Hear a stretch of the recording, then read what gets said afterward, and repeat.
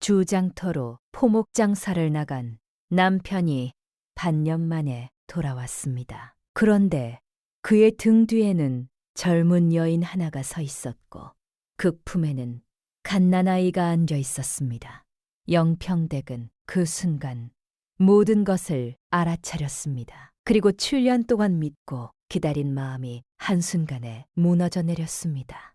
마을 사람들은 곧 수군거렸습니다. 아이도 못 낳는 여자가 이제 첩자식까지 키우게 생겼구먼.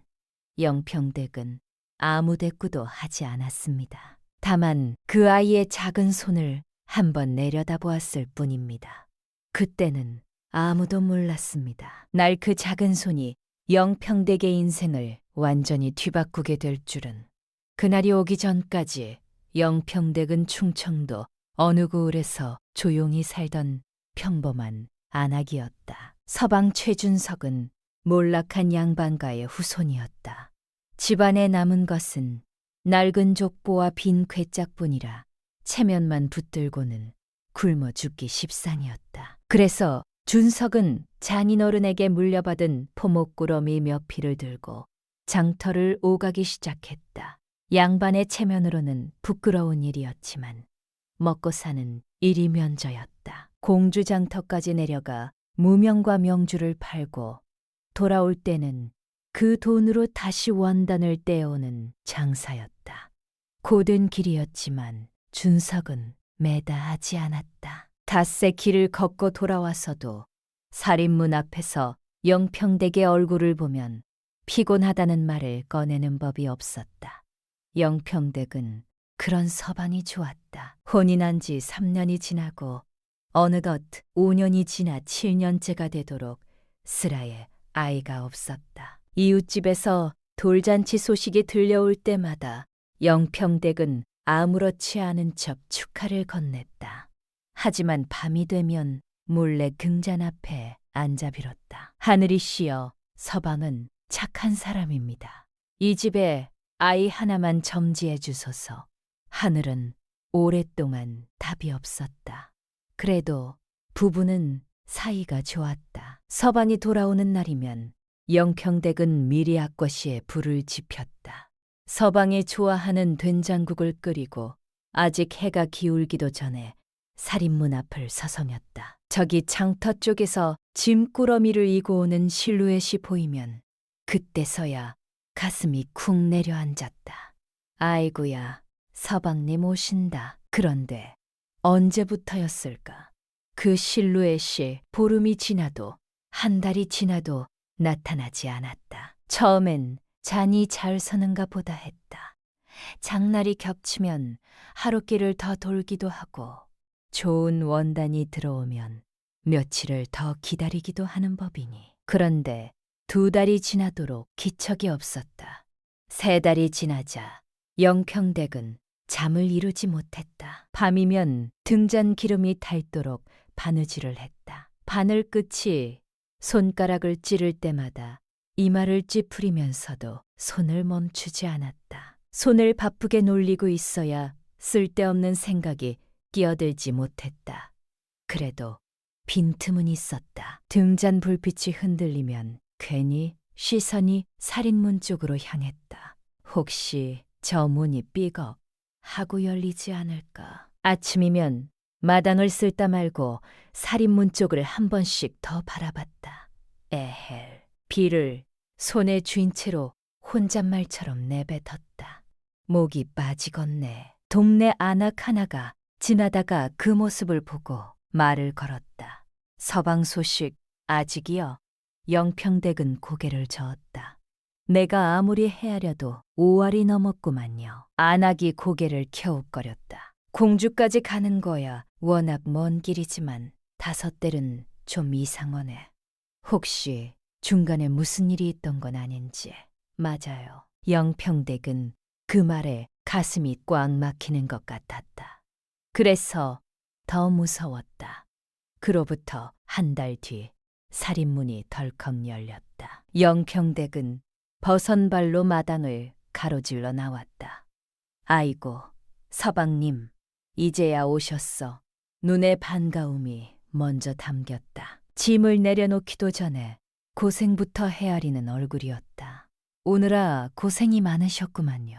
어디가 그리 바빠서 사람 속을 이리 태우는 게요. 그때였다. 준석의 뒤편에서 기척 하나가 스쳤다. 영평댁의 눈이 순간 동그래졌다. 살인문 뒤에서 수줍은 듯 어깨를 움츠린 여인 하나가 슬며시 고개를 내밀고 있었다. 20살이나 됐을까. 면이 둥글고 눈이 크냈던 여인이었다. 그리고 아이 울음이 마당을 가르며 터졌다. 여인은 갓난아이를 아는 채였다. 잉? 영평댁은 여인을 위아래로 한번 훑어보더니 말을 툭 던졌다.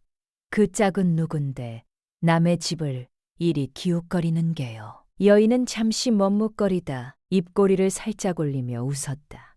큰마님, 인사 올립니다. 공주에서 온 채분이라 합니다. 그 말투가 이곳 말투가 아니었다. 충청도 남쪽 억양 끝이 살짝 올라가는 그 말투. 영평댁의 눈썹이 천천히 치켜 올라갔다. 인사는 됐고요. 내가 물었잖소. 짝은 누군데 서방 뒤에 따라붙어 아침부터 사람 심장 떨어지게 하는 게요. 그제야 준석이 헛기침을 했다. 말이 끝나기도 전에 채분이 먼저 나섰다. 큰마님, 제가 서방님과 영평댁이 바로 잘났다. 서방님한테 들을 것이오. 젊은 여인의 웃음이 그제야 딱 멎었다. 마당 공기가 순식간에 굳어버렸다. 잠시 후 채분이 다시 입을 열었다. 아기는 서방님 아이입니다. 그제야 영평댁의 시선이 여인의 품으로 내려갔다. 갓난아이였다. 얼굴이 빨갛고 주먹이 작았다. 누가 봐도 갓 태어난 아이였다. 일의 시작은 공주 장터였다. 영평댁이 나중에 하나하나 짜맞춰 보니 그랬다. 충청도 어느 구울에서 포목 장사를 하던 최준석은 장날이 이어질 때면 금강나루에 큰 장터를 오가며 며칠씩, 때로는 몇 달씩 집을 비우곤 했다. 장날만 되면 나루 근처로 사람이 바글바글 몰려들었다. 전국 각지에서 올라온 상인들, 물건 사러 나온 안악들, 구경꾼들까지 뒤섞여 아침부터 장터는 왁자지껄했다. 그날도 장은 잘 섰다. 포목은 생각보다 빨리 빠졌고 준석은 해가 기울 무렵 짐을 정리했다. 그때였다. 주막 앞에 엘대 보이는 처녀 하나가 서 있었다. 주막집 딸이었다. 이 고장 처음이에요. 얼굴이 낯설어서요. 말투는 빠르고 끝이 살짝 올라갔다. 저쪽에 앉으시면 국밥 내어드릴게요. 처음엔 밥 한 끼였다. 그 다음엔 막걸리 한 잔이었다. 처녀의 이름은 채분이었다. 부모가 일찍 죽고 혼자 주막을 이어가고 있었다. 말이 빠르고 눈치가 빨랐다. 준석이 장터에 들어서기가 무섭게 채분의 눈이 먼저 찾아왔다. 오셨어요. 기다렸어요. 사람이란 게 무섭다. 한 번, 두 번, 세 번 그렇게 만남이 쌓이자 공주 장터는 준석에게 장만 서는 곳이 아니게 되었다. 처음엔 스스로에게 말했다. 친한 것뿐이다. 하지만 그 변명이 언제부터인가 속으로도 들리지 않게 됐다. 집에서는 아내가 등잔 앞에서 바늘을 쥐고 기다리고 있었지만 준석은 공주 주막의 따뜻한 술잔 앞에서 그 기다림을 조금씩 잊어갔다. 영평댁은 몰랐다. 그해 겨울 준석은 설 전에 집에 돌아왔고 영평댁이 내어준 따끈한 된장국을 먹으며 올해 장사가 잘 됐다고 말했다. 그리고 정초가 지나자마자 다시 길을 떠났다. 이번엔 공주의 꽤 오래 있을 것 같다고 했다. 큰 장이 연달아 열린다고 영평댁은 아무 의심도 하지 않았다. 그때 영평댁에게는 다른 근심이 더 컸다. 혼이 난 지 이제 7년이 넘었다. 동네 안악들 사이에서 손가락질이 시작됐다. 저 집은 왜 아이가 없냐고, 부인이 뭔가 모자란 거 아니냐고. 영평댁은 그 말들을 다 들으면서도 모른 척했다. 무릎을 꿇고 또 빌었다. 하늘이 그 기도를 들어주지 않은 것인지, 아니면 다른 방식으로 응답한 것인지, 그것은 나중에도 영평댁이 쉽게 답을 낼 수 없는 물음이었다. 준석이 돌아온 건 초여름이었다. 뒤에 채분이 서 있었고 채분의 품에 아이가 있었다. 방 안, 짐은 아직 풀지도 못한 채 준석이 자리에 쭈뼛 앉아 있었다. 영평댁은 말없이 팔짱을 낀 채 씩씩거리고 있었다. 방 안 공기가 낙처럼 가라앉았다. 잠시 후 영평댁이 먼저 입을 열었다. 그래서 서방이 하고 싶은 말이 뭔지 드러나 봅시다. 준석은 목을 한 번 가다듬었다. 그게 말이여, 내가 공주서 장사를 해다 보니, 장사 험하다 보니 포목은 안 보이고 처녀 얼굴만 보이더란 말이여. 아니 그게 아니라, 준석은 눈치를 보며 말을 이었다. 저 짝이랑 어찌 지내다 보니 정분이 나불었어요. 영평댁의 눈썹이 꿈쩍했다. 정분? 그렇지요. 사람이 사람이다 보니 그래서 알을 나불었구먼. 순간 방 안이 또 조용해졌다. 영평댁은 아무 말도 하지 않았다. 다만 발장을 더 꽉 쥐었다. 손가락 마디가 하얗게 됐다. 준석이 급히 말을 이었다. 근데 말이요, 알을 놔두고 나 혼자 올 수가 있겠소? 그래서 말인디 집사람이랑 젖짝이랑 그냥 마님 아래 거더고.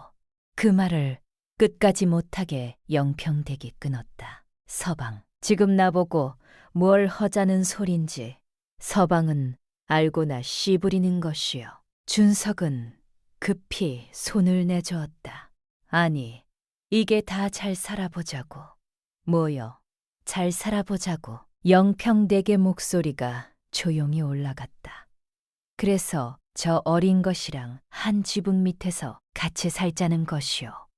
아니 그게 아니라, 아이를 놔두고 어찌 혼자 오냐고. 아가 뭔 죄가 있다고. 알을 놔두고 못 온다고? 영평댁이 쓴 웃음을 쥐었다. 알을 낳았다고 집이 생기고 정분이 났다고 첩을 데려오면 이 집 식구가 되는 거요. 그러면 내는 뭐요?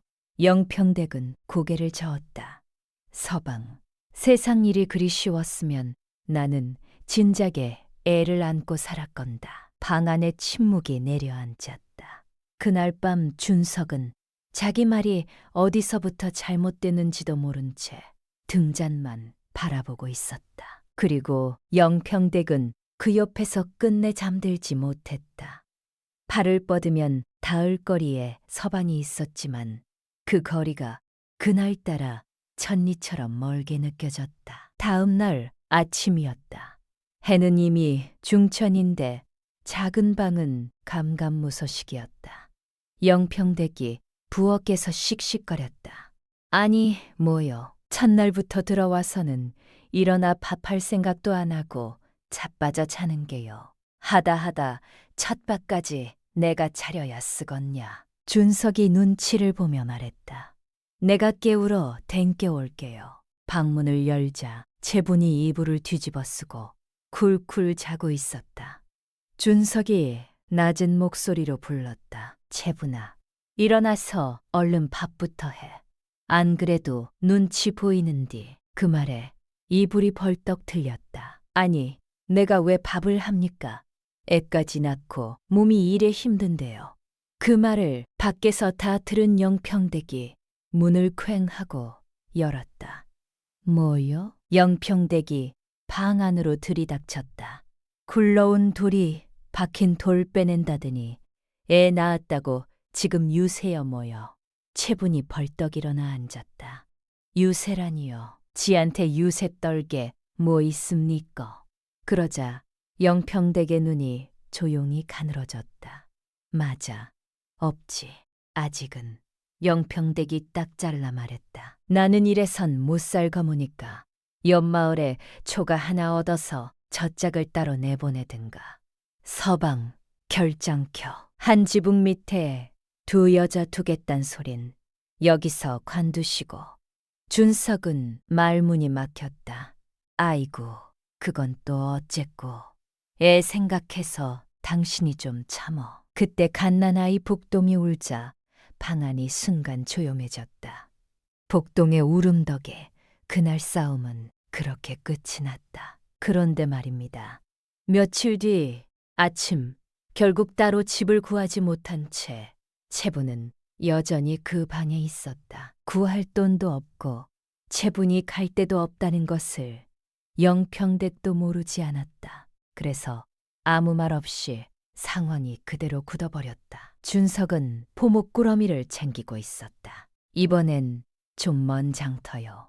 한동안 걸릴 거요. 채분이 급히 물었다. 그라뮤찌는 웃잡니까? 큰마님이랑 둘이 있으라고요? 말 좀 잘 듣고 복동도 잘 보고 있어라. 그때 영평댁이 툭 던졌다. 아이고, 장터 가서 또 딴 데 눈 팔까봐 무섭단께. 행실 똑바로 하고 다녀요. 작은 것은 하나로 조커니께. 준석은 아무 말도 못하고 나가버렸다. 그날 준석이 장터로 떠난 뒤 잠시 조용해진 마당에서 채분이 말했다. 큰마님, 속이 답답해서 동네 좀 나가보고 올게요. 애 젖 먹여야지. 어딜 간다는 게요. 금방 올게요.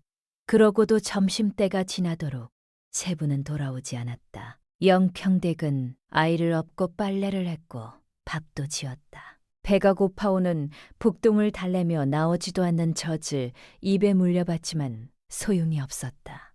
복동아, 배 많이 고프제. 아이 등을 쓸어내리며 영평댁이 중얼거렸다. 이 어린 것이 배가 고파오는 뒤 울음소리가 찢어지네. 잠시 숨을 고른 뒤 낮게 덧붙였다. 근디 채분이 것은 애를 놔두고 대체 어디로 간대요. 결국 보다 못한 영평댁은 복동을 품에 안고 근처 젖 있는 집으로 뛰었다. 마당에 들어서자 이웃 안악이 영평댁을 보고 눈을 휘둥그레 떴다. 아이고, 왜 낳기요? 그건 나중에 이야기하고 젖 좀 물려주시오. 아가가 배가 고파서 울고 있어. 젖을 물리자 복동은 그제야 울음을 그쳤다. 젖 한 모금 빨아들이는 작은 입, 눈을 꼭 감고 있는 굵은 얼굴.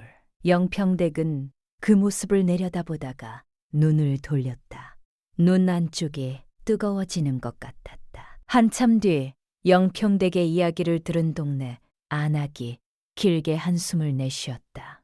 세상에 알을 낳아갖고 첩까지 데리고 오다니. 고개를 저으며 말을 이었다. 하늘도 참 무심하시지. 영평이 얼마나 애를 갖고 싶어 했는데.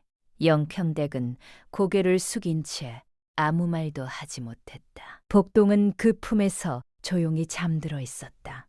낫지 않은 아이였다. 그런데 이선하대도 그 무게가 낯설지 않았다. 집에 돌아오니 채부는 방에서 코를 골며 자고 있었다. 영평댕의 얼굴이 순식간에 달아올랐다. 아니, 나간 지가 언제요? 애 젖 먹일 생각은 안 하는 게요? 어째 엄이란 사람이 이리 무심하냐? 채분이 이불을 뒤척이며 눈도 뜨지 않은 채 말했다. 그래서 들어왔잖아요. 들어왔으면 복동부터 찾아야지. 그제야 채분이 눈을 비비며 투덜거렸다. 복동이 없어서 못 먹인 거지요. 애도 없는데 내가 뭘 어쩌란 말입니까? 그러고는 다시 이불을 끌어당기며 몸을 돌렸다. 피곤하니까 잔소리 그만하고 나가 있어. 이내 코 고는 소리가 다시 방 안을 채웠다. 영평댁은 그 자리에 서서 한참을 말없이 채분을 바라봤다. 그리고 이를 꼭 깨물었다. 품 안의 복동이 편히 잠든 얼굴을 내려다봤다. 조용히 방을 나왔다. 채분이 들어온 지 며칠이 지났을 무렵이었다. 어느 오후 채분은 복동을 안고 일부러 마루 가까이에 앉아 있었다. 영평댁이 마당에서 빨래를 개고 있을 때였다. 채분이 복동의 볼을 톡 건드리며 말했다. 아이가 아버지를 많이 닮았지요. 영평댁은 대답하지 않았다. 채분이 다시 웃었다. 그래도 이 집에 아들 울음소리가 나니 좋지 않습니까?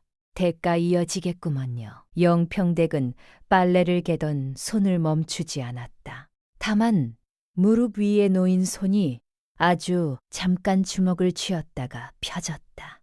그게 다였다. 아무 말도 하지 않았다. 담장 너머에서 동네 아낙들의 수군거림이 들렸다.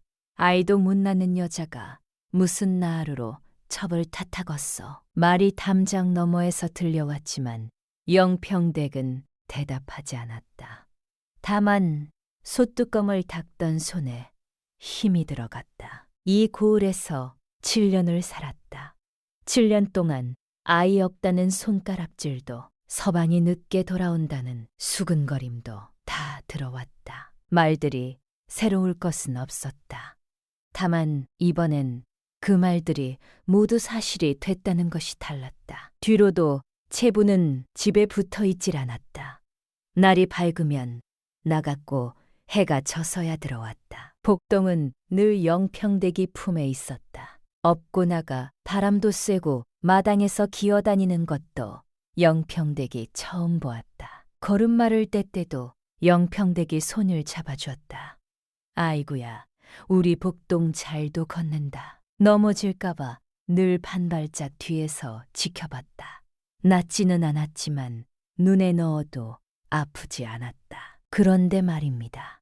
그 즈음 영평댁은 이상한 낌새를 눈치채기 시작했다. 채분이 동네를 쏘다니는 시간이 점점 길어졌다. 돌아올 때면 볼에 홍조가 있었고 멀리 매무새가 흐트러져 있기도 했다. 누군가를 만나고 오는 것 같았다. 영평댁은 처음엔 모른 척했다. 알면 그 뒤를 어찌해야 할지 몰랐기 때문이었다. 그러다 동네 안악이 먼저 말을 꺼냈다. 영평아, 내가 이 말을 해야 할란가 말아야 할란가. 뭔 소리요? 안악은 주변을 한번 살피더니 낮게 말했다. 너만 모르지. 이 동네 사람들은 다 아는 소리요. 뭘? 채분 말이요. 저기 윤서방 있자녀. 노름판 드나들고 빚 많기로 소문난 양반. 그 양반이랑 그렇고 그런 사이라던디. 영평댁의 얼굴이 굳었다. 뭐요? 그런데 말이에요. 영평댁은 그 말을 들은 뒤에도 한동안 아무 말도 하지 않았다. 가슴 안에서 분노가 올라왔다가 이상하게도 다시 가라앉았다. 채분을 불러 따지면 어떻게 될까? 준석에게 알리면 어떻게 될까? 채분이 이 집에서 쫓겨나면 복동은 어떻게 될까? 영평댁은 그 생각에 이르자 멈췄다. 복동이 마당에서 나뭇가지를 들고 흙바닥에 뭔가를 긁적이고 있었다. 영평댁이 쪼그리고 앉아 들여다봤다. 큰어머니, 이거 뭐예요? 복동이 나뭇가지를 들어올리며 물었다. 글자야. 큰어머니가 가르쳐준 거 있잖아. 어제 배운 거. 영평댁은 아이의 손을 잡아 흙 위에 선을 그었다. 이렇게. 잘 봐. 복동이 눈을 동그랗게 뜨고 따라 그었다. 영평댁은 그 모습을 보다가 조용히 입술을 다물었다. 말하지 않기로 했다. 알면서도 모른 척하기로 했다. 그게 복동을 위한 것인지 자기 자신을 위한 것인지 그것도 명확하지 않았다. 하지만 그 침묵이 영평댁에게는 어떤 결정이었다. 그로부터 얼마 지나지 않아 사건이 터졌다. 윗마을 안악이 살인문 앞에서 헐레벌떡 뛰어들어왔다. 영평아, 뭐요? 아침부터 왜 그러는 게요? 안악은 숨도 고르지 못한 채 말했다. 채분 업체 아침부터 안 보이더라고. 영평댁이 채분의 방문을 열었다. 이불은 말끔히 개어져 있었다. 채분의 짐이 없었다. 함 안에 넣어두던 꾸러미도 옷가지도 없었다. 안악이 고개를 끄덕였다. 아이고, 맞네 맞아. 내 그럴 줄 알았다. 윤서방 말여, 살림싹 정리해갖고 어제부터 종적이 없다더니 말을 낮췄다. 빚도 많던 양반인 디디 어디로 숨었단 말도 돌고 체분도 같이 간 모양이요. 영평댁은 놀라 안방으로 뛰어들어갔다. 안방 궤 밑에 숨겨두었던 엽전 꾸러미가 텅 비어 있었다. 집바느질로 아끼고 아껴 모아둔 돈이었다. 비녀 하나도 없었다. 그것은 시어머니가 혼례 날 내어준 은비녀였다. 한때는 자신도 이 집의 안주인이었다는 증표 같은 물건이었다. 다만 꽤 깊숙한 곳, 친정어머니가 남겨준 낡은 은비녀 하나만 겨우 남아 있었다. 영평댁은 그것을 한참 바라보다가 조용히 궤를 닫았다. 아직은 아니었다. 아직은. 영평댁은 그 자리에 주저앉았다. 한동안 아무 말도 못했다. 빈 궤를 바라보다가 손으로 천천히 안쪽을 더듬었다. 정말 아무것도 없었다. 그때 마당에서 해맑은 웃음소리가 들렸다. 큰어머니, 웃으며 뛰어오는 복동이었다. 영평댁은 아이를 품에 끌어안았다. 복동은 아무것도 모른 채 그 품에서 웃었다. 영평댁은 아이의 등을 쓸어내리며 눈을 감았다. 이 아이가 있다. 이 아이만큼은 있다. 무렵 공주장터에서 흉한 소식 하나가 날아들었다. 준석이 묵던 주막에 큰 불이 났고 장터로 나갔던 준석은 끝내 돌아오지 못했다는 소식이었다. 영평댁은 한참 동안 아무 말도 하지 못했다.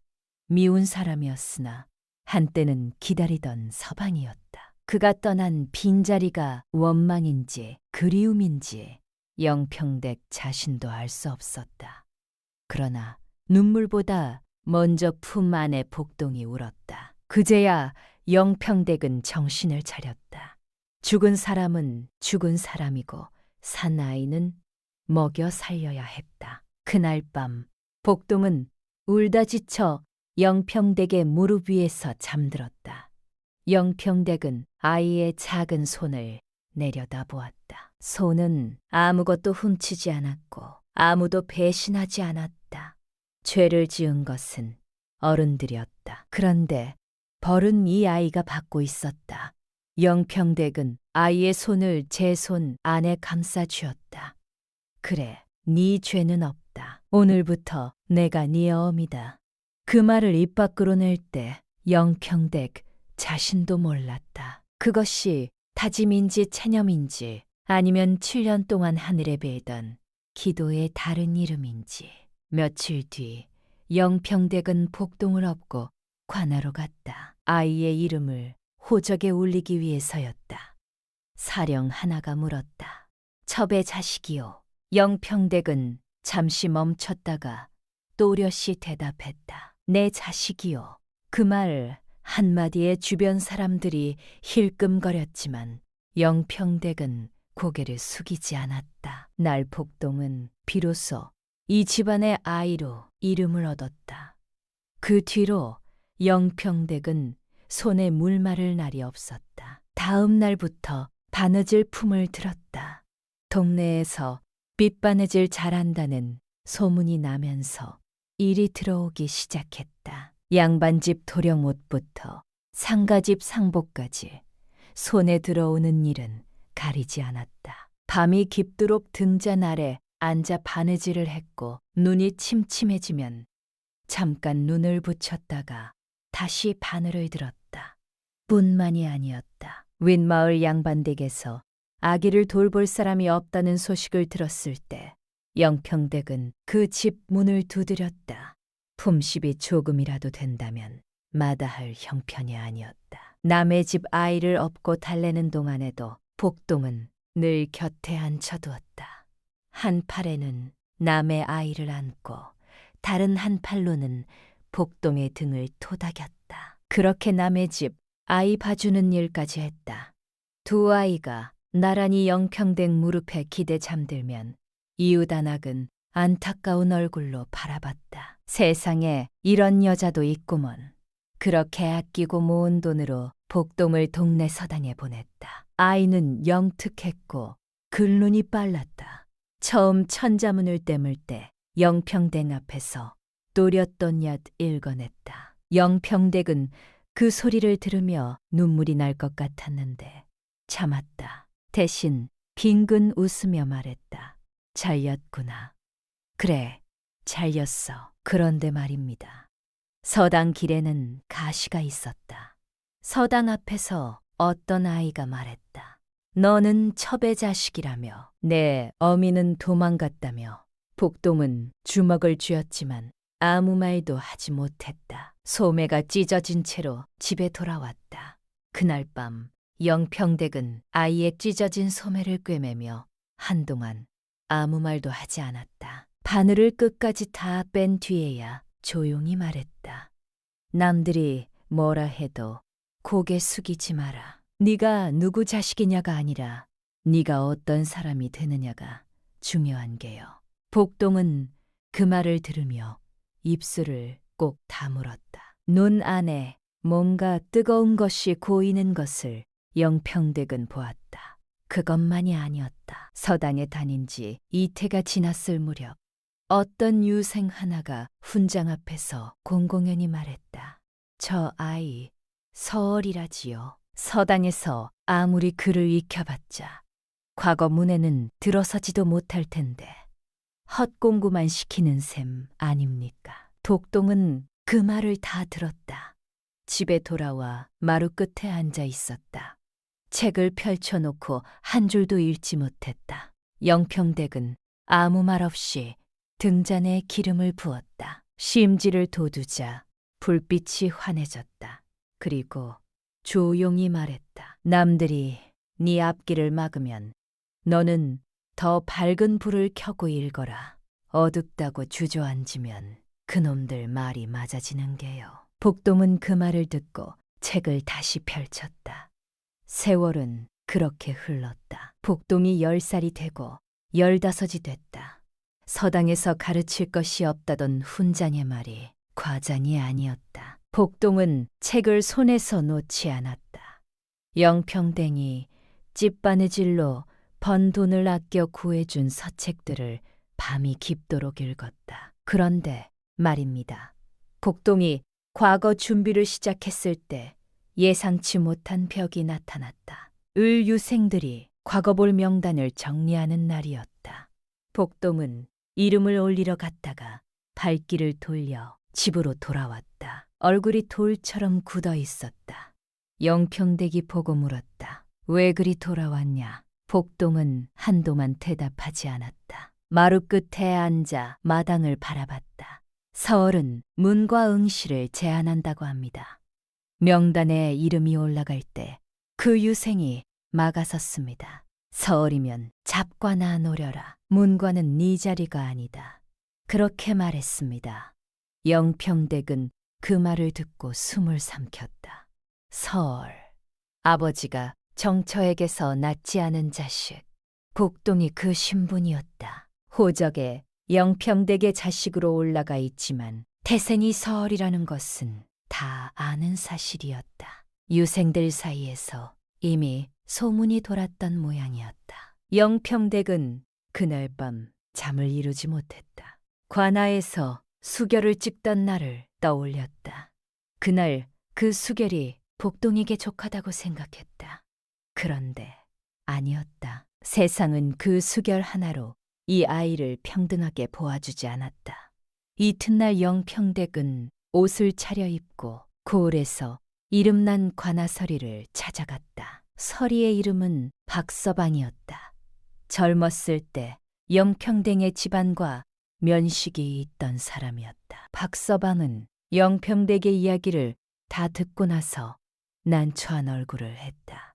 마님, 이건 제가 마음대로 할 수 있는 일이 아닙니다. 신분을 따지는 일이니 위에서도 쉽게 허락하지 않을 겁니다. 영평댁은 자리에서 일어나지 않았다. 아이는 남들보다 더 공부했습니다. 더 열심히 했습니다. 태어난 것 하나로 막을 수는 없지 않습니까? 박서방이 한숨을 쉬었다. 마님이 원하시는 게 뭔지는 압니다. 그런데 위에 올릴 문서도 꾸려야 하고 부증을 서줄 사람도 찾아야 합니다. 그냥 말 한마디로 되는 일이 아닙니다. 영평댁이 낮게 물었다. 그러자면 돈이 필요하다는 말씀이지요. 박서방은 조용히 고개를 끄덕였다. 영평댁은 집에 돌아와 궤를 열었다. 찌바느질로 저저머니로 손이 트도록 모은 돈이었다. 헤아렸다. 다시 헤아렸다. 모자랐다.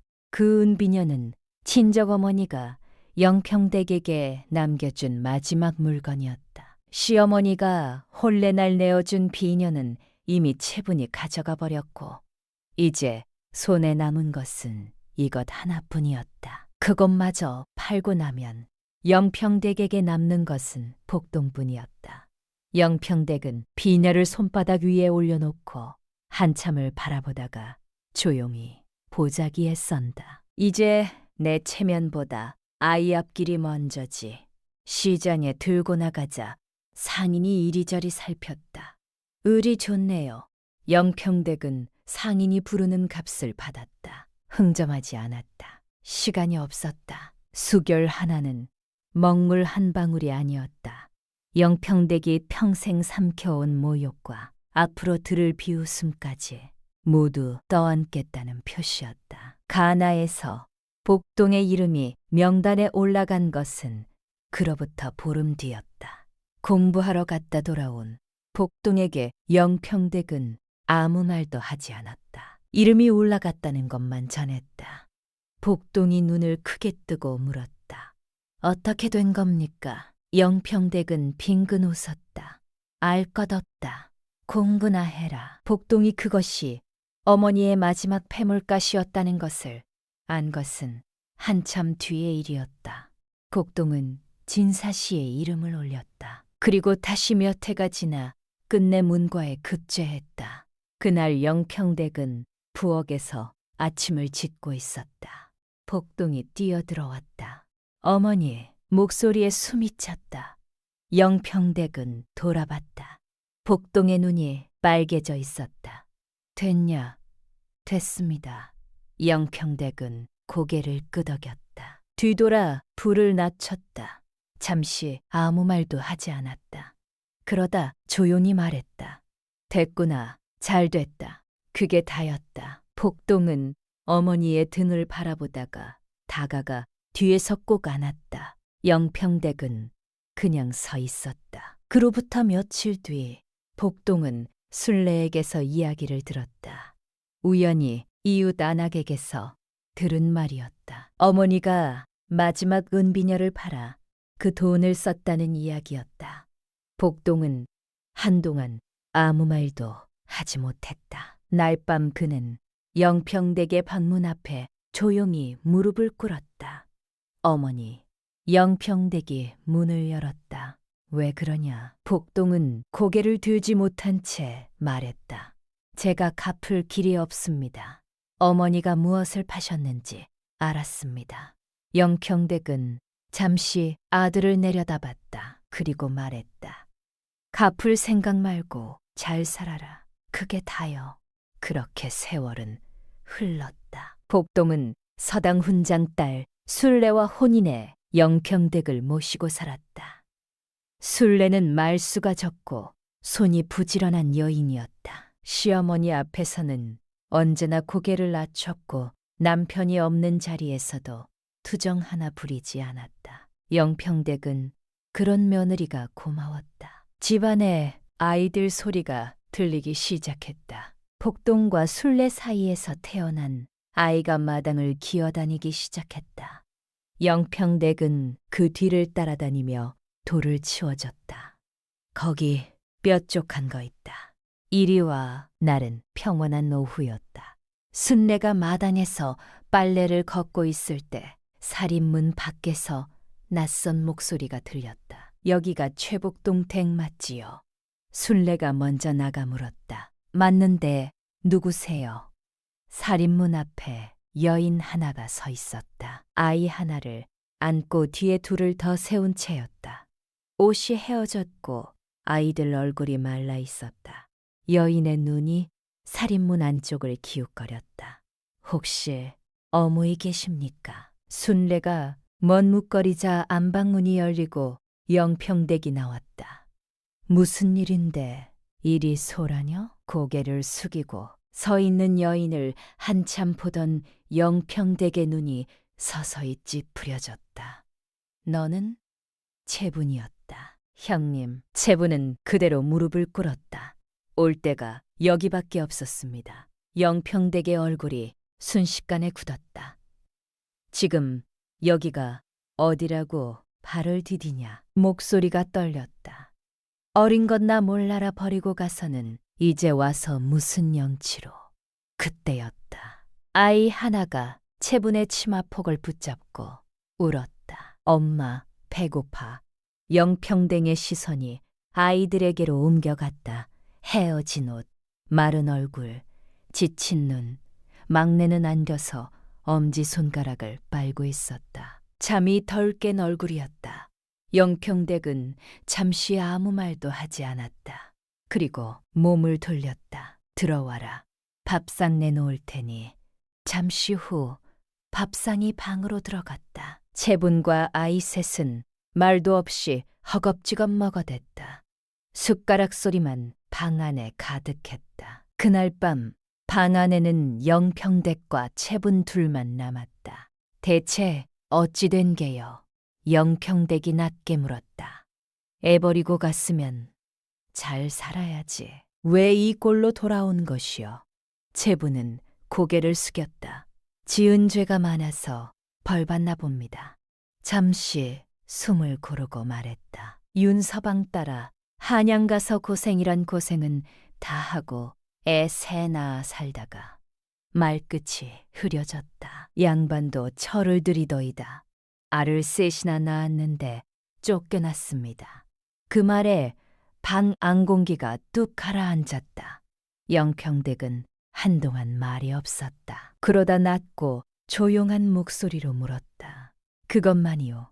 채분이 고개를 들었다. 무슨 말씀입니까? 영평댁의 눈이 채분을 똑바로 봤다.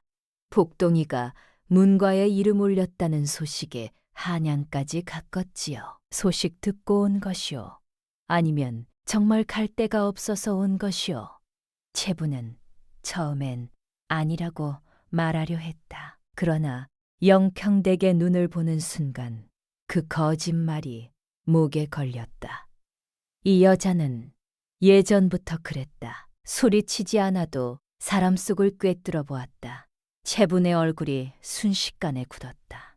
그리고 천천히 허물어졌다. 한참 침묵이 흘렀다. 채분이 입술을 달싹였다. 둘 다입니다. 형님, 목소리가 작았다. 갈 데가 없는 것도 맞고 복동이 소식 듣고 온 것도 맞습니다. 거짓말은 못하겠습니다. 영평댁은 그 대답을 들으며 눈을 내리깔았다. 잠시 후 말했다. 솔직하게 말한 것은 고맙구먼.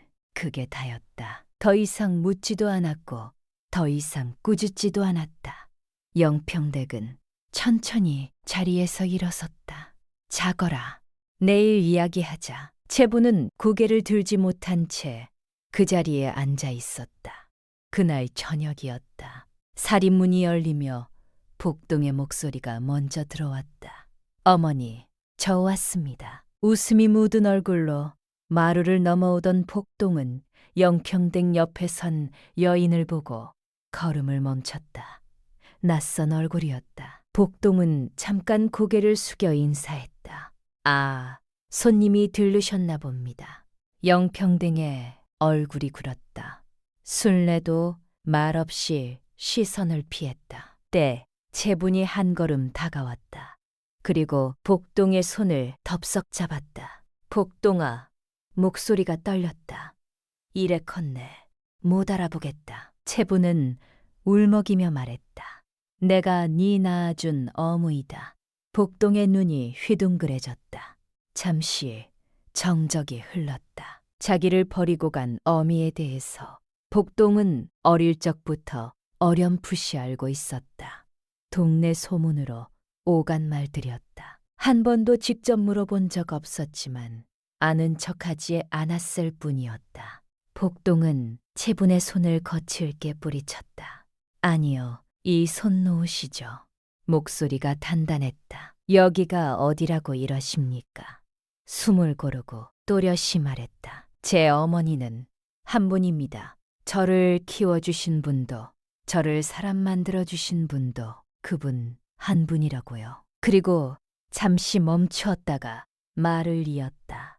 저는 제가 누구 덕분에 여기까지 왔는지 알고 있습니다. 제 이름이 호적에 오른 것도, 제가 문과에 이름을 올린 것도 모두 한 사람 덕분입니다. 저는 그 사람의 손에서 자랐고 그 손이 닳도록 번 돈으로 공부했습니다.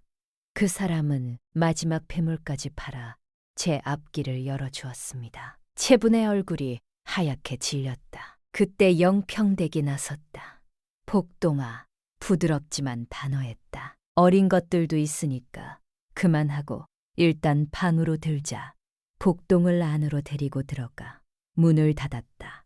방 안이 좁고 조용했다. 영평댁이 낮게 말했다. 이래도 저래도 니를 낳아준 건 채분이요. 복동의 얼굴이 일그러졌다. 어머니는 화도 안 나십니까? 목소리가 떨렸다. 저는 용서 못합니다. 영평댁은 잠시 아들의 얼굴을 바라보다 조용히 말했다. 내가 화가 안 나겠냐? 아직도 나는 화가 나. 그런데 말이다. 갈 데 없는 어미를 내쫓는 것도 아니지. 네 동생들도 있고 하니 갈 곳이 생길 때까진 같이 지내보자. 어른들이 저지른 일을 어린 것들에게 물을 수는 없지 않느냐. 복동이 고개를 저었다. 전 싫습니다. 영평댁은 한숨처럼 말을 이었다. 이대로 쫓아내면 네 마음이 더 불편하지. 네 성정에 그건 네가 더 힘들게요. 방 안에 말없는 침묵이 천천히 내려앉았다. 채분이 들어온 뒤부터 집안 공기가 미묘하게 달라졌다. 처음 며칠은 조용했다. 아이들 밥도 말없이 먹이고 고개도 숙이고 다녔다. 영평댁 앞에서는 눈도 제대로 마주치지 못했다. 그러다 조금씩이었다. 아침 밥상에서 술래가 끓인 국을 채분이 한 숟갈 떠먹더니 입술을 인중 내밀었다. 아이고, 며느라 소금을 퍼부었나. 숟가락을 내려놓으며 혀를 찼다. 짜서 입에 댈 수가 없네. 술래가 얼른 말했다. 입에 안 맞으시면 제가 다시 아이다 그냥 먹지 뭐.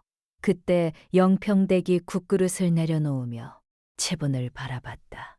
그때나 지금이나 하나도 변한 게 없구먼. 옛날에도 손 하나까지 안 하고 얻어먹으면서 반찬 투정은 기가 막히게 하더니 채분이 눈을 껌벅였다. 앞으로 아침은 네가 차려라. 영평댁이 딱 잘라 말했다. 며느리 고생시키지 말고. 형님, 날 이후로 채분은 슬슬 본색을 드러냈다. 술래는 아이 밥 먹이랴, 놀아주랴, 글 공부 봐주랴, 눈코 뜰 새가 없었다. 잠깐 숨을 돌리려 하면 어김없이 채분의 목소리가 날아왔다. 며느라, 이거 좀 해라. 조금 있다 싶으면 또 며느라, 애 좀 봐라. 내 잠깐 마실 좀 다녀올 거마. 갑자기 들이닥친 작은 어미에 줄줄이 아이 셋까지. 순례의 속은 하루가 다르게 끓어올랐다. 그날 밤 복동의 방. 순례가 이불을 덮고 끙끙 앓고 있었다. 복동이 눈치채고 어깨를 주물렀다. 각시가 고생이 많어. 그러길래 받아주는 게 아니었는디. 순례가 잠시 머뭇거리다 입을 열었다. 서방님, 작은 어머님 진짜 얄밉다니까요. 어머님 안 계실 때는 저를 얼마나 부려먹는지. 복동의 눈이 번뜩였다. 그래요? 내 직접 봐야겠네. 순례가 얼른 웃으며 복동의 소매를 붙잡았다. 아니, 그만이요. 언젠가는 어머님도 다 아시겠지요. 그러나 복동은 며칠 뒤 직접 목격했다. 마당에 들어서다 멈췄다. 술래가 아이 셋을 업고 안고 붙잡은 채 부엌과 마당을 오가고 있었다. 채부는 평상에 앉아 부채질을 하고 있었다. 작은 어머니. 복동의 목소리가 낮게 깔렸다. 우리 집에 머무는 것은 어머니 뜻이라 제가 참았습니다. 그러나 제 아내를 종처럼 부리는 것은 제가 못 봅니다. 채분이 부채질을 멈췄다. 복동의 눈빛에서 준석을 보았다. 아니, 준석과는 달랐다. 준석은 결코 저런 눈으로 자신을 본 적이 없었다. 채분은 아무 말도 하지 않았다. 무더운 한여름 저녁이었다. 영평댁이 아이 옷을 개고 있는데 채분이 다급히 달려왔다. 아이를 아는 채였다. 형님, 계세요? 막내가 열이 펄펄 끓습니다. 놀란 영평댁이 아이를 덥석 안았다. 오메 불덩이구먼. 언제부터 그런 게요? 채분이 못묵거렸다. 그게 잘 모르겠어요. 하루 종일 누워만 있길래 만져보니까 영평댕의 얼굴이 순식간에 굳었다. 아니, 엄이란 사람이 알을 볼 생각을 아니 했냐. 곧장 소리쳤다. 머느라 술래가 뛰어나왔다. 아가가 이상하다. 얼른 약방 영감한테 가보자. 어여, 어버라. 약방 영감은 동네에서 이름난 의원이었다. 셋은 아이를 등에 업고 숨가쁘게 내달렸다. 집안에는 미처 개지 못한 이불과 식어버린 저녁밥만 남았다. 약방에 도착했을 때는 막내의 숨이 가쁘게 올라가 있었다. 의원은 아이를 내려놓자마자 손을 씻고 곧장 다가왔다. 작은 손목을 잡고 가만히 맥을 짚었다. 풍열이 들었구먼. 여름에 애들 잘 걸리는 열꽃이여. 열이 빠질 길을 못 찾아서 이리 불덩이처럼 달아오른 거요. 영평댁이 숨을 삼켰다. 고비는 언제요? 의원은 아이 이마를 짚어보며 말했다. 오늘 밤이요. 방안 공기가 순식간에 가라앉았다. 의원은 곧바로 말을 이었다. 겁먹을 건 없어. 약 한 첩 쓰고 열만 잘 다스리면 넘길 수 있어. 아이를 한 번 더 살핀 뒤 단단히 일렀다. 오늘 밤은 사람 손을 떠나면 안 됩니다. 집으로 돌아오는 길, 영평댁은 온몸이 땀에 젖었고 술래는 달리다 집신 한 짝을 잃어버린 줄도 몰랐다. 집에 들어서자마자 술래는 불을 피워 약을 다렸고 영평댁은 아이 곁을 떠나지 않았다. 수건으로 이마를 닦아주며 밤새 열을 살폈다. 밤 영평댁은 아이의 이마를 짚으며 생각했다. 이 아이도 복동처럼 어쩌다 이 집에 흘러든 아이다. 채분의 자식이지만 지금 이 순간 이 아이를 붙들고 있는 것은 나다. 복동을 키울 때도 그랬다. 낳지 않았지만 이렇게 곁에 있었다. 그러면 그것이 엄이 아닌가. 한참 사이 복동이 돌아왔다. 부엌에서 약을 다리는 술래를 보고 복동이 물었다. 무슨 일이여? 이 밤중에 약은 왜 다리냐? 술래는 숨을 고르며 있던 이를 조용히 말했다. 복동은 말없이 방문을 열었다. 살짝 열린 문틈 너머로 보이는 방 안에는 채분이 벽에 기대지쳐 잠들어 있었고 영평댁은 아이 곁에 앉아 수건으로 이마를 닦고 있었다. 아이의 얼굴이 조금 전보다는 덜 붉어 보였다. 복동은 아무 소리 없이 들어가 아이 곁에 앉았다. 어머니, 낮고 조심스러운 목소리였다. 이제 제가 보겠습니다. 조금만 쉬세요. 영평댁은 고개를 저었다. 나는 괜찮아. 복동은 더 말하지 않았다. 영평댁을 방으로 들여보내고 아이 곁에 앉아 조용히 살폈다. 작은 얼굴을 내려다보던 복동이 피식 웃었다. 눈꼬리가 올라간 건 나랑 똑같네. 복돔은 그 말을 하고 나서야 스스로 놀랐다. 미워하려고 했던 아이 얼굴에서 자기 어릴 적 모습을 보고 있었기 때문이었다. 그때 벽에 기대 있던 채분이 눈을 떴다. 복돔을 보자 금세 고개를 숙였다. 복돔아, 목소리가 떨렸다. 미안다. 자식 버리고 남자 따라가서 이 꼴로 돌아와 갖고 받아달라 하니 말을 잇지 못하고 고개를 숙였다. 네가 얼마나 나를 미워할지 내 안다. 복동은 잠시 채분을 바라보다 천천히 입을 열었다. 어미가 어떤 사람이든 이 애들은 죄가 없습니다. 쥐는 버렸어도 이 애들은 절대 버리지 마세요. 그건 사람이 할 짓이 아닙니다. 채분의 어깨가 눈에 띄게 흔들렸다. 복동은 말을 이었다. 떠날 생각하지 마시고 갈 곳이 생길 때까진 여기 계시지요. 대신 우리 어머니께 먼저 용서부터 비세요. 그러면 저도 어머니를 용서하고 이 애들도 가족으로 인정하겠습니다. 그리고 잠시 후 덧붙였다. 그리고 한 가지만 더. 나를 어머니라 부르려 하지 마십시오. 그럴 자격이 아직 당신에게 없다는 것 저도 압니다. 당신도 알고 있겠지요. 채분의 눈에서 눈물이 떨어졌다. 아이를 내려다보다가 천천히 말했다. 그래, 내 꼭 그리 할게. 복동아, 미안타. 짧은 말이었지만 그 안에 많은 세월이 담겨 있었다. 그날 밤 채분은 처음으로 아이 곁을 떠나지 않았다. 다음 날 아침이었다. 채분이 이미 부엌에 나와 불을 떼고 있었다. 영평댁이 들어서자 채분은 고개를 들지 못했다. 채분이 낡은 보자기 하나를 꺼냈다. 안에는 오래전 영평댁의 쾌에서 사라졌던 은비녀가 들어있었다. 다 팔아먹고 이것 하나만 끝내 못 팔았습니다. 팔려고 할 때마다 형님 얼굴이 떠올랐습니다. 용서받으려고 가져온 게 아닙니다. 그냥 돌려드리고 싶었습니다. 영평댁은 그 비녀를 바라봤다. 혼례 날 시어머니가 내어준 것이었다. 채분이 가져간 것을 영평댁은 진작에 알고 있었다. 하지만 그 뒤에 자기 손으로 판 비녀는 이것이 아니었다. 이것은 채분이 끝내 팔지 못한 채 들고 돌아온 것이었다. 영평댁은 천천히 비녀를 집어들었다. 그리고 채분의 손에 도로 쥐어졌다. 갖고 있어라. 채분이 고개를 들었다. 눈이 빨개져 있었다.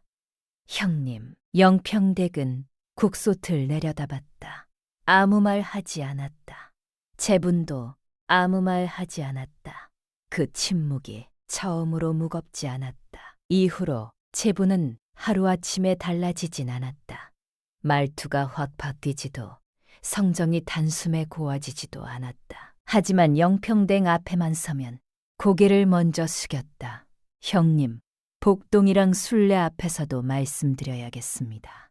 어느 저녁 채분이 말했다. 영평댁이 고개를 들었다. 다음 날 저녁 온 식구가 밥상 앞에 앉았을 때였다. 채분이 자리에서 일어났다. 그리고 영평댁 앞에 무릎을 꿇었다. 형님, 제가 훔쳐간 돈도 버리고 간 아이도 다 제 죄입니다. 용서해달라는 말도 염치 없습니다. 다만 이제라도 갚으며 살게 해주십시오. 복동과 술래가 말없이 바라봤다. 영평댁은 아무 말도 하지 않았다. 잠시 후 밥상을 당겼다. 앉아서 먹어라. 그게 다였다. 하지만 그것으로 충분했다. 채분은 그 뒤로 달라지기 시작했다. 아이들 일도 하나씩 손을 대기 시작했다. 밥을 차리고 옷을 챙기고 아픈 데는 없는지 살폈다. 술래에게 먼저 손을 내밀었다. 머느라 내가 도울 일 있으면 말해. 이제와 누구한테 상전 노릇할 낯도 없다. 술래는 처음엔 당황했다. 하지만 채분이 진심으로 팔을 걷어붙이는 것을 보고 조금씩 마음을 열었다. 그리고 이상하게도 복동이 돌아오는 저녁만큼은 채분이 꼭 상을 차렸다. 국을 끓이고 반찬을 놓고 묵묵히 밥을 올렸다. 가득 된장국 냄새가 구수하게 퍼졌다. 그 모습을 보던 영평댁이 조용히 말했다. 복동이 좋아하는 된장국이네. 채부는 국솥을 내려다보며 대답했다. 여태 해준 것도 없는데에 지금이라도 지 손으로 아들 밥상은 차려야지요. 그리고 형님 좋아하시는 묵도 쑤어서 담아놨습니다. 영평댁은 말없이 그 모습을 보다가 부드럽게 미소를 지었다. 무렵이었다. 어느 날 영평댁이 오래된 기침으로 자리에 누웠다. 찬 기운을 오래 맞은 탓이었다. 밤새 약탕기 앞에 앉아있던 사람은 순례가 아니라 채분이었다. 새벽녘 영평댁이 눈을 뜨자 채분은 꾸벅꾸벅 졸면서도 약불을 지키고 있었다. 손등에 약탕기 그을음이 묻어 있었다. 영평댁은 한참 바라보다가 조용히 말했다. 불 꺼진다. 채분이 놀라 고개를 들었다. 눈이 아직 덜 떠진 얼굴이었다. 날 두 사람 사이에 용서라는 말은 오가지 않았다. 그러나 무언가 아주 조금 달라져 있었다. 뒤로 이 집에 큰일이 하나 있었다. 복동이 문과에 급제하고 처음 고향으로 돌아오던 날 고을에는 작은 잔치가 열렸다. 고을 사람들이 모두 모인 자리였다. 인근 고을 선비들도 여럿 왔고 복동이 서당 다니던 시절 그를 비웃던 유생도 와 있었다. 복동은 그 자리에서 영평댁의 손을 잡고 앞으로 나왔다. 사람들 사이에서 웅성거림이 일었다. 채분도 그 자리 한쪽에 서 있었다. 복동이 천천히 무릎을 꿇었다. 저를 낳은 분은 따로 있을지 모릅니다. 그러나 저를 사람으로 만든 어머니는 오직 한 분입니다. 그는 영평댁에 닳고 굳은 손을 두 손으로 받들었다. 이 손이 저를 먹였고 이 손이 저를 공부시켰고 이 손이 제 이름을 세상에 올렸습니다. 그러니 제 어머니는 영평댁 한 분뿐입니다. 마당이 조용해졌다.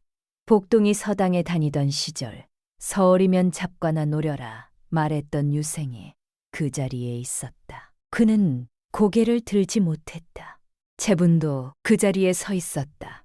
복동이 온 고을 앞에서 영평댁을 어머니라 부르는 것을 들었다. 눈물이 났다. 막을 수가 없었다.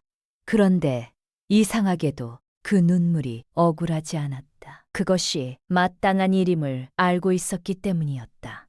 영평댁은 아들의 손을 잡은 채 아무 말도 하지 않았다. 눈물도 흘리지 않았다. 다만 그 손을 꼭 쥐었다. 객에 다였다. 그로부터 며칠 뒤 아침 일찍이었다. 마당에서 두 사람이 나란히 채소를 다듬고 있었다. 영평댁과 채분이었다. 아이들 아침 밥상을 위한 것이었다. 아무 말이 없었다. 아무도 먼저 말을 꺼내지 않았다. 채분은 묵묵히 팔을 다듬었고 영평댁은 물을 썰었다. 마당에는 이른 아침 햇볕이 비스듬히 들어오고 있었다. 한참이 지나 채분이 먼저 입을 열었다. 형님, 영평댁이 대답했다. 왜? 채분은 잠시 머뭇거리다가 말했다. 저 처음 이 집에 왔을 때 형님이 저를 쫓아낼 줄 알았어요. 마당에 서서 그런 생각을 했어요. 이 문이 닫히면 나는 어디 가나 영평댁은 물을 썰던 손을 멈추지 않았다. 나도 쫓아낼까 했지. 채분이 고개를 들었다. 영평댁이 말을 이었다. 근뒤 복동이 있었잖소. 그리고 말을 잠깐 끊었다. 갈데 없는 사람 문 닫는 것도 사람이 할 짓이 아닌 것 같아서. 채분은 그 말을 듣고 고개를 숙였다. 오래 고개를 들지 못했다. 영평댁이 무를 다시 썰기 시작했다. 됐다.